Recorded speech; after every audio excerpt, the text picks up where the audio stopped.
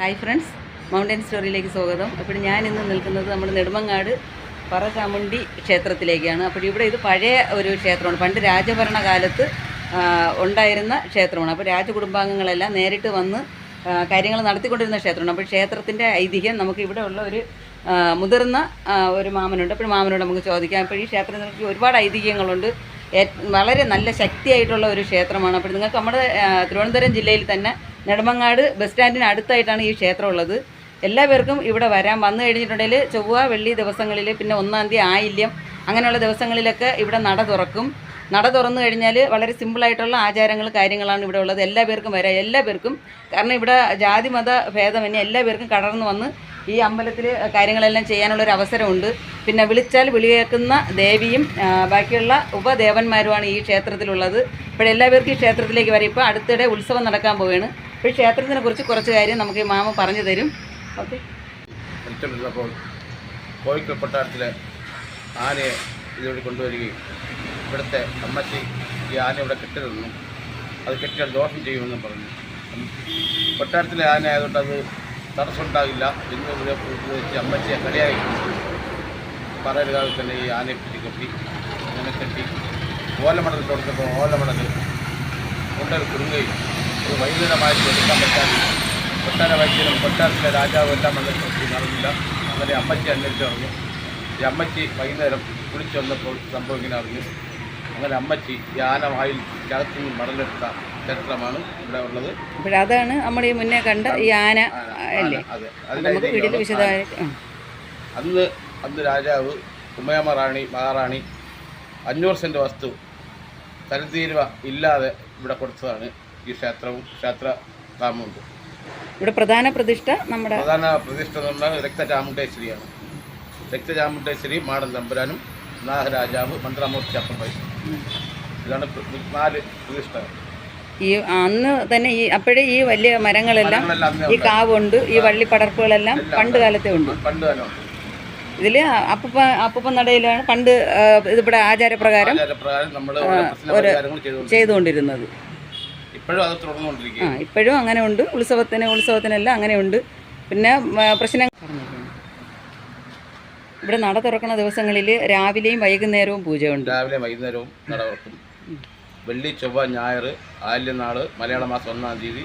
ഈ മലയാള മാസം 1-ാം തീയതിയും ആയില്യവും ഉച്ചവരെയുള്ളെങ്കിലും അന്ന് നമ്മളിവിടെ അന്നദാനം ഒക്കെ കൊടുക്കുന്നുണ്ട്. ഇപ്പോഴ് ഉത്സവം നടക്കാൻ പോകില്ലേ? അതിൻ്റെ ഏപ്രിൽ ഒന്ന് കാണിച്ചേക്കാമോ? എൻ്റെ ഫ്രണ്ട് ഏപ്രിൽ 6, 7, 8 തീയതികളിലാണ് ഇവിടെ കുടിതി ഉത്സവം നടക്കുന്നത്. അന്ന് വേറെ എന്തെങ്കിലും പ്രത്യേക പൂജകളോ അങ്ങനെ പൂജകളുണ്ട്. ഇവിടെ രാത്രി കൊടിതി നടത്തുന്നുണ്ട്. 9 മണിയാകുമ്പോൾ കൊടിതി പണ്ട് കാലത്തുള്ള കൊടിതി അതിപ്പോഴും തുടർന്ന് പോവുകയാണ്. 3 ദിവസത്തെ അന്നദാനം, ബാക്കിയെല്ലാം പ്രഭാത ഭക്ഷണം. രാവിലെ പ്രഭാത ഭക്ഷണം, 3 ദിവസം അന്നദാന സദ്യ, പിന്നെ പൊങ്കാല, എല്ലാ കാര്യങ്ങളും ഉണ്ട്. ഓക്കെ. അപ്പോൾ ഇവിടെ ക്ഷേത്രത്തിൽ നട തുറന്നിട്ടില്ലെങ്കിലും ഇവിടെ ക്ഷേത്ര ഭാരവാഹികൾ ഇവിടെ ഉണ്ടാവും. അപ്പോൾ ആർക്ക് വേണമെങ്കിലും വരാം, തൊഴാം. ഓക്കെ, ശരിയാണ്. ഇത്രയേറെ പ്രശസ്തമായ ഈ പറമാടൻ തമ്പുരാൻ ദേവീ ക്ഷേത്രത്തിലെ ഈ വർഷത്തെ ഉത്സവമാണ് ഏപ്രിൽ 6, 7, 8 തീയതികളിൽ നടക്കുന്നത്.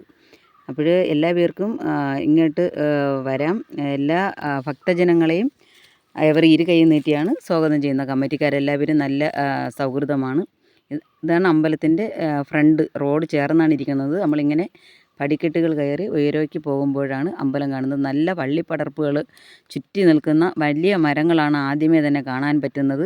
ഇപ്പോഴും ഈ മരങ്ങളെല്ലാം പൂവിട്ട് തുടങ്ങിയിട്ടുണ്ട്. ഈ മരങ്ങളും വള്ളികളും എല്ലാം പൂവിട്ട് അങ്ങനെ നിൽക്കുന്ന മനോഹരങ്ങളിൽ മനോഹരം എന്ന് തന്നെ പറയാം. ഈ സിറ്റിക്കകത്ത് ഇങ്ങനെ ഒരു ക്ഷേത്രം ഉണ്ട് എന്ന് തന്നെ വിശ്വസിക്കാൻ പ്രയാസമാണ്. കാരണം നൂറ്റാണ്ടുകൾ പഴക്കമുള്ള വള്ളിച്ചെടികളാണ് ഈ കിടക്കുന്നതെല്ലാം.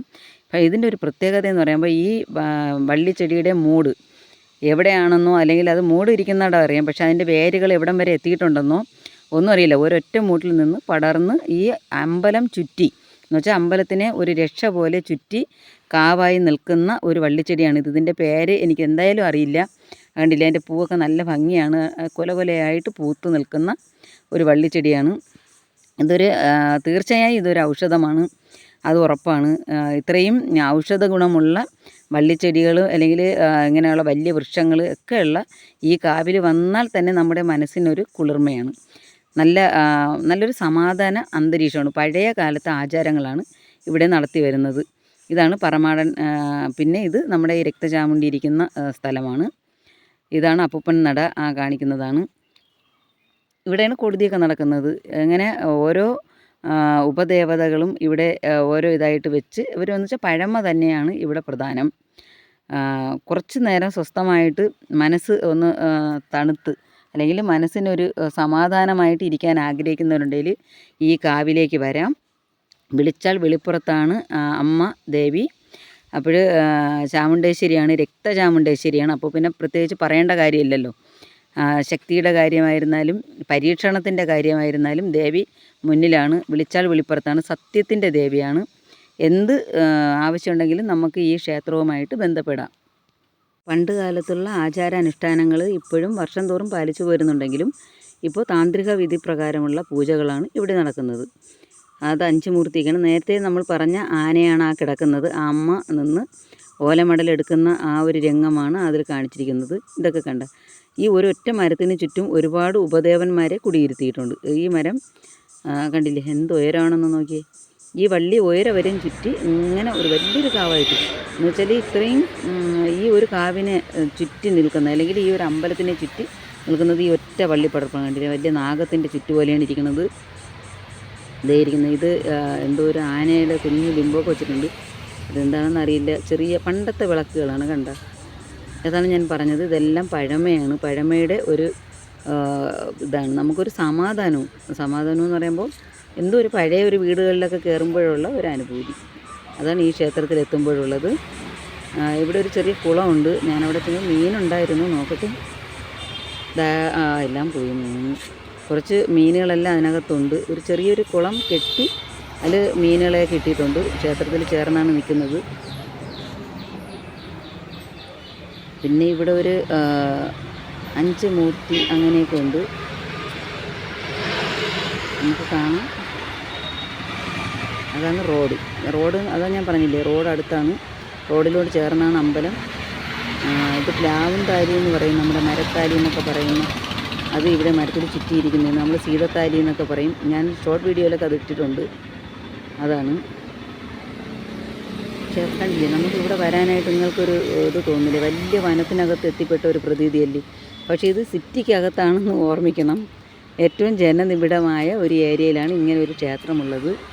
ഇത്രയും വള്ളിപ്പടർപ്പുകളെല്ലാം ചുറ്റി ഒരു കാവായിട്ട് ഉള്ള ഒരു ക്ഷേത്രമുള്ളത്. അത് തമ്പുരാൻ പറമാടൻ തമ്പുരാൻ 5 തമ്പുരാനെന്ന് കണ്ടാണ് ആണെന്ന് തോന്നുന്നു. 5 തമ്പുരാക്കന്മാർ. ഇത് 5 തമ്പുരാനാണ്. അതിൽ പ്രധാനിയാണ് ഈ ഇരിക്കുന്നത്. അവരെ സങ്കല്പമാണ്. സങ്കല്പത്തിലെ തമ്പുരാൻ സ്വരൂപം അല്ലെങ്കിൽ മൂർത്തി സ്വരൂപങ്ങളാണ്. കാവ് സർപ്പങ്ങളെല്ലാം ഇവിടെ ഉണ്ട്. എല്ലാവരും ഇങ്ങനെ ഇരുന്ന് ഈ കാവിനകത്ത് വന്നു കഴിഞ്ഞാൽ തന്നെ നമുക്കത് മനസ്സിലാവുള്ളൂ എന്താണ് ഒരു അമ്പലം, ഇല്ലെങ്കിൽ എന്താണ് ഒരു അമ്പലത്തിൽ പോയാൽ നമുക്ക് ഉണ്ടാകേണ്ടുന്ന ആ ഒരു മാനസിക സംതൃപ്തി എന്നുള്ളത്. ചില അമ്പലങ്ങളിലൊക്കെ പോയാൽ നമുക്ക് ഇറങ്ങി ഓടാൻ തോന്നും. അത്രയ്ക്കൊരു വല്ലാത്തൊരവസ്ഥയാണ് ആ അമ്പലങ്ങളുടെ അകത്തെല്ലാം. വേറൊന്നും കൊണ്ടല്ല, ഒരു സമാധാനമില്ല. അവിടെ ഭയങ്കര തിക്ക് ഇല്ലെങ്കിൽ കാശിനായിട്ടുള്ള പൂജകൾ അങ്ങനെയൊക്കെ ഉള്ളത്. ഇതങ്ങനെയൊന്നുമല്ല. ഇവിടെ നമുക്ക് സമാധാനമാണ്. ചെന്ന് കഴിഞ്ഞാൽ മാടനും മറുതയും എല്ലാവരും ഒന്നിച്ചിരിക്കുന്ന കാഴ്ചയൊക്കെ ഉണ്ടാകുന്നത് മറുതയാണ്. അപ്പോൾ എല്ലാവരും ഒന്നിച്ചിരിക്കുന്ന കാഴ്ചയൊക്കെ നമുക്ക് കാണാൻ പറ്റും. ഇതിൻ്റെ പുറകുവശത്ത് നിന്ന 2 മരങ്ങളെല്ലാം ഇപ്പോഴും അത് കാലം പഴക്കം കൊണ്ട് പോയി എന്നുള്ളതാണ്. ഇതാണ് പറമാടൻ പോറ്റി, പറമാടൻ തമ്പുരാൻ. ഇതാണ് പ്രധാന ഇത്. പറമാടൻ ക്ഷേത്രം എന്നാണ് അറിയപ്പെടുന്നതിന് പറമാടൻ ക്ഷേത്രത്തിൽ രക്തചാമുണ്ഡി അമ്മയാണ് പ്രധാന പ്രതിഷ്ഠയായിട്ടുള്ളത്. ഇതെല്ലാം ഈ ഒരു മരത്തിന് ചുറ്റിനുമാണെന്ന് ഓർമ്മിക്കണേ. ഇതാണ് രക്തചാമുണ്ഡി അമ്മയുടേത്. അവരെ ശ്രീ പറമാടൻ ചാമുണ്ടേശ്വരി ക്ഷേത്രത്തിൽ മഹോത്സവം വരുന്നത് ഏപ്രിൽ 6, 7, 8 തീയതികളിൽ. അപ്പം മറക്കണ്ട, പങ്കെടുക്കാൻ പറ്റുന്നവരെല്ലാം ആ ക്ഷേത്രത്തിലേക്ക് പോകണം. നല്ല രീതിയിൽ 3 ദിവസം നല്ല അന്നദാനവും കാര്യങ്ങളും പൂജകളെല്ലാം ഉണ്ട്. പങ്കെടുക്കാൻ പറ്റുന്നവർ പങ്കെടുക്കണം. ഇത് കമ്മിറ്റിക്കാരാണ്. ചേട്ടനെ അവരില്ലെങ്കിൽ ആ ചേട്ടൻ കണ്ടിരിക്കുന്നു. ബിജുമേനോൻ്റെ ഒരു ചെറിയ ലുക്കില്ലേ. അപ്പോൾ എല്ലാവരും ഉണ്ട്. ഇവരെല്ലാവരും കമ്മിറ്റിക്കാരാണ്. ആരവിടെ ചെന്നിരുന്നാലും നിങ്ങൾക്ക് ഈ കമ്മിറ്റിക്കാരെയൊക്കെ കണ്ടാൽ മതി. ഇതാണ് അമ്മ ആനവായിൽ നിന്ന് മടലെടുത്ത ആ ഒരു ശില്പം ഇപ്പോൾ അവിടെ ഉണ്ട്. ഒരു ആനക്കുട്ടിൽ പോലെ കെട്ടിയിട്ട് വെച്ചിട്ടുണ്ട്. ആനയുടെ വായിൽ നിന്ന് മടൽ വലിച്ച് ഊരിയെടുക്കുന്ന ആ ചരിത്രമാണത്. പണ്ട് നടന്നു എന്നാണ് സങ്കല്പമല്ല, അങ്ങനെ നടന്നു എന്നുള്ളതാണ്. ഇപ്പോഴും അവിടെ ഇതുണ്ട്. അതാണ് അമ്മ ആനയുടെ സങ്കല്പത്തിലുള്ള ബിംബം. നമ്മൾ തൊട്ട് നോക്കി വേറൊന്നുമല്ല, ഇങ്ങനെയൊക്കെയുള്ളൊരു ഐതിഹ്യമുള്ളൊരു ക്ഷേത്രമല്ല. പിന്നെ അതിനകത്ത് കയറാൻ പറ്റിയത് തന്നെ എൻ്റെ ഭാഗ്യം. ഉണ്ട്.